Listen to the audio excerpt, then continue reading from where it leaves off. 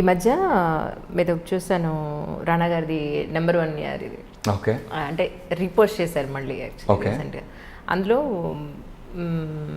Junior NTR గారు మీరు అదే నాన్నకు ప్రేమతో సినిమాలో మీరు ఒక బాల్కనీ లాంటి ప్లేస్లో పడుకుని ఉంటే నిజంగానా? అవునా? నిజమేనా అది? యా, ఈ సచ్ హార్డ్ వర్కింగ్ యాక్టర్. నేను కూడా సర్ప్రైజ్ అయ్యా యాక్చువల్లీ. ఒక చిన్న కార్డ్బోర్డ్ లాగా తలుపు పక్కన ఎక్కడో వేస్తుంటే నేను కళ్ళు తెరిచి చూసరికి నా పక్కన నేను పడుకుని ఉన్నారు యాక్చువల్లీ.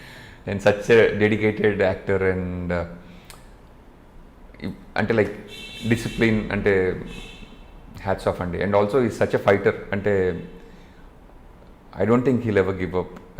ఎంత కష్టం వచ్చినా ఐ థింక్ నాకు కనిపించిన ఇంటరాక్షన్లో he's there because he's such a determined person. And I want to see what the future holds for him అనమాట. చాలా అంటే నాకు I'm very curious about how that personality will turn out in future. ఇప్పుడు big బాస్లో వచ్చే videos కానీ, ఆయన stage మీద మాట్లాడిన వీడియోస్ కానీ, మూవీస్లో కానీ, ఆయన ఎక్కడ మాట్లాడినా ఒక ఇంటర్నల్గా ఒక ఎమోషన్, చాలా హెవీగా ఉండే ఒక ఎమోషన్ కనపడుతూ ఉంటుంది ఆయన ఫేస్లో కానీ, ఆయన వాయిస్లో కానీ కదా. నాకు అనిపిస్తుంటుంది చాలా ఎమోషనల్ పర్సన్ ఈయన అనిపిస్తూ ఉంటుంది నాకు. అంటే ఆయన మాట్లాడే విషయం గురించి ఆయన ఇంతకుముందు ఆలోచించారు అని తెలుస్తూ ఉంటుంది. So basically he thinks about life a lot and he thinks about things and జనాల గురించి ఎక్కువ ఆలోచిస్తారని ఆయన అంటే the way he react spontaneously అక్కడికక్కడ ఆలోచించింది కాదు. This is something that there with him even from before అని అనిపిస్తూ ఉంటుంది. ఓకే. ఇప్పుడు యాక్టర్ నుంచి అంటే యువర్ మల్టీ టాలెంటెడ్ పర్సనాలిటీ, నేను కాదని అంటలేదు, బట్ మీరు యాక్టర్గా ఎంటర్ అయ్యారు, ఇప్పుడు డైరెక్టర్ కూడా అయ్యారు, రైటర్ కూడా అయ్యారు. అయితే ఇప్పుడు జనాల్లో చూసే విధానంలో ఏమైనా మార్పు వచ్చిందండి వన్స్ మీరు అమ్మో?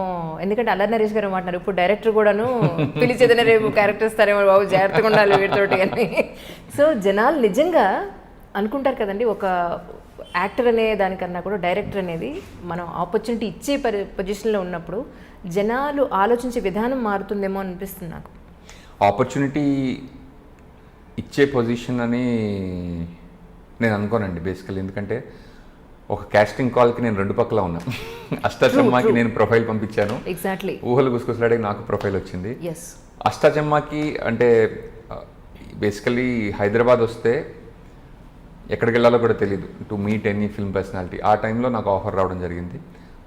అలాంటిది నేను స్క్రిప్ట్ రాసుకుని అంటే నా డైలాగ్స్ దీనికి ఒక నటుడు కావాలని వెతికినప్పుడు ఒక నటుడు వచ్చి నేను రాసిన డైలాగ్స్కి actually he brought it to life. Shaurya such is always special to me. అంటే నా 3 సినిమాల్లోనూ హీఈస్ ద లీడ్ యాక్టర్ అనమాట. సెకండ్ సినిమాలో జోచితాన్లో రోహిత్తో కలిసి చేసాం. So I always feel special that you know whenever మనం రాసుకున్నాక యూ నీడ్ ఏ నటుడు కదండి. అంటే మనం అన్ని కూర్చుని నేను ఇప్పుడు ఈ రేడియో నాటిక్ లాగా అన్ని పాత్రలు నేనే చదువుతానని చెప్పలేము. So when ever an artist does a good job with your script I feel really really happy. కానీ ఒక డైరెక్టర్ పాయింట్ ఆఫ్ వ్యూలో అడుగుతున్నాను, డైరెక్టర్ ఆ ప్లేస్లో ఉన్న వ్యక్తి ఒక హీరో గురించో హీరోయిన్ గురించో మేజర్ క్యారెక్టర్స్ గురించి ఎక్కువ కాన్సన్ట్రేట్ చేస్తున్నారేమో, సైడ్ క్యారెక్టర్స్ గురించి క్యారెక్టర్ ఆర్టిస్టుల గురించి అంత పెద్ద కాన్సన్ట్రేట్ చేయట్లేదేమో. ఈవెన్ ఫ్రేమింగ్ విషయంలో కానీ ఎవ్రీథింగ్. ఇప్పుడు హీరోకి ఒక హెయిర్ బాగాలేదంటే సార్ ఇక్కడ బాగాలేదు సార్ మీకు, లేదా ఇది ఇలా కాదు సార్ అని మళ్ళీ రీటేక్ చేసే అవకాశం ఉంటుంది. బట్ కానీ డైరెక్ట్ మేబీ ఆయన పాయింట్ ఆఫ్ వ్యూ నుంచి ఆలోచిస్తే కూడా ఎంతమంది మీద కాన్సన్ట్రేట్ చేయగలుగుతారు అనే పాయింట్. సో కానీ మీరు యాక్టర్గాను చేశారు, డైరెక్టర్గాను చేశారు.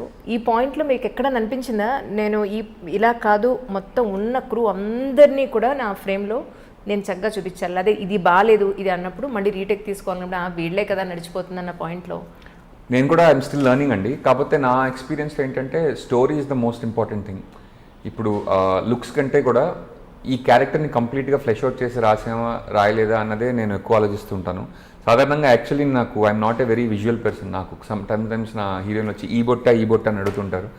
నాకు ఏంటి రెండింటికి ఏదైనా 2 ఒకేలా ఉన్నాయి కదా అనిపిస్తుంది. So usually it's the cameramen's call. కొన్నిసార్లు కలర్స్ నాకు పెద్దగా I'm not a good judge of colours.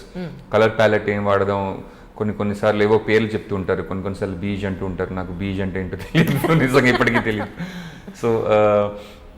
So I'm not a visually driven person. కాకపోతే రాసేటప్పుడు అన్ని పాత్రలు కరెక్ట్గా ఫ్లెష్ అవుట్ చేసామా లేదా అన్నది ఆలోచించాలి.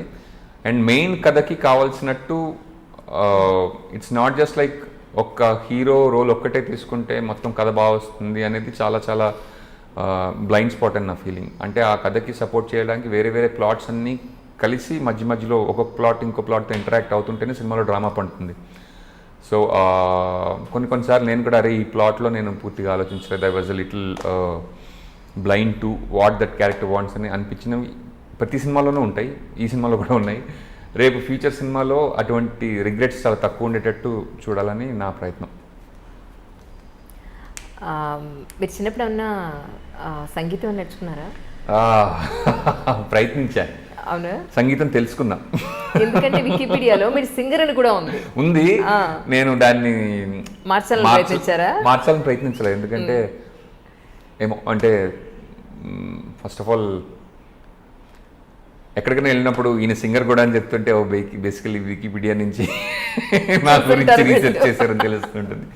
కాకపోతే మ్యూజిక్ అంటే చాలా ఇష్టం. చిన్నప్పుడు నేర్చుకుందామని ప్రయత్నించాను, కానీ పూర్తిగా రాలేదు కాదు, అస్సలు రాలేదు. తెలిసింది కాకపోతే. కానీ అంటే మీకోసం మీరన్నా పాడుకున్న సందర్భం ఉంటుంది కదా ఇంట్లో, కదా? మీకు బాగా నచ్చింది ఒక సింగిల్ లైన్ హమ్ చేయరు, ఈ ప్లీజ్ దండం పెట్టేయండి, నేను కూడా దండం పెడతా ఒకటి ఫర్ చేంజ్. నాకు రాని పని చేయడం. ఓకే, ఇబ్బంది పెట్టను అంటే రాదు చాలా. ఇప్పుడు అందులో ఇలా కెమెరా ముందు మీరు ఇలా అడగగానే నేను పాడడం అంటే ఈసారి ఎప్పుడన్నా నేను అనుకోకుండా పాడినప్పుడు మేము తీసుకున్నాం. పాడినప్పుడు నేను వీడియో ఎవరినన్నా థీమ్ నేను ఏమైనా అనుకోకుండా పాడితే వీడియో థీమ్ అని చెప్పి మీకు పంపిస్తే అప్పుడు ఈ ఇంటర్వ్యూలో పేసి. మీరు ఎంఎస్ మెకానికల్ ఇంజనీరింగ్ చేశారు, మీ జీవితంలో ఎక్కడైనా పనికొచ్చిందండి అది? పనికొచ్చిందండి. నేను ఒక 2 years జాబ్ చేశాను. ఆ జాబ్తో నేను యాక్చువల్లీ ఫిల్మ్ స్కూల్ కూడా వెళ్ళాను, అందులో వచ్చిన శాలరీ. అది పక్కన పెట్టేస్తే ఎడ్యుకేషన్ అంటే జస్ట్ లైక్ అదే ఫుడ్ పెడుతుందా అన్న టైప్లో కాకుండా చాలా లెర్నింగ్ అనేది హోలిస్టిక్గా ఉంటుంది. Like you meet a lot of people, you meet వాళ్ళ డ్రీమ్స్ ఏంటి, వాళ్ళు ఎక్కడ ఉన్నారు లైఫ్లో, అండ్ వాళ్ళ నుంచి మీరు నేర్చుకున్నది ఏంటి అనేది ఎంఎస్ మెకానికల్ ఇంజనీరింగ్ చేయడం వల్ల కూడా చాలా వచ్చిందని నా నమ్మకం. సో డెఫినెట్లీ అదే చదువుతానా అంటే బహుశా ఏమో, but I would have definitely. నాకు కొంచెం అంటే చిన్నప్పటి నుంచి ఆర్ట్స్ అంటే ఇష్టం, ఆర్ట్స్కి వెళ్ళి ఉండేవాడినేమో, కానీ ఇంజనీరింగ్ వెళ్ళడం అనేది తెలుగు వాళ్ళకి ఆనవాయితీ కాబట్టి.